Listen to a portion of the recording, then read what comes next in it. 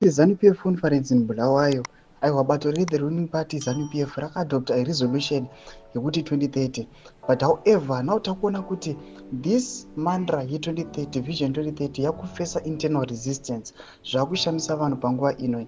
Saka mina mashoko anobuda nyugwa panapa uri subscribe like kuti on the bell icon. Tipinda mu the Standard newspaper vanoposta aiwa this picture amuri kuona rikanzi ZANU-PF structures resist ED 2030 agenda.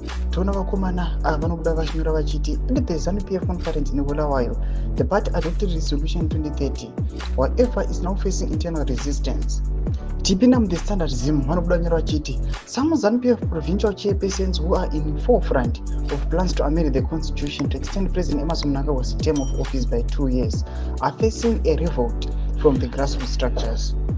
Ndo mashoko ari kubuda pana madevelopments atiri kuona kuti aiwa mabato atoziva kuti vakomana vakanowirirana aiwa paconference yakaitika last year Bulawayo. Panguva ino takuona kuti aiwa vakomana vanenge vangopirwa musaga vangofosiwa kuti vangoindosa aiwa the agenda yekuextenda the term kuti aiwa ngachisvika zvaiva 2030 zvatakuona panguva ino vangoti ngachitongoita term yatongoita plus 5 years isvike muna 2033 zvatakuona kuti vanhu vakuzviresista nekuda kwete economic crisis nezvese zviri kuitika munyika yeZimbabwe panguva ino.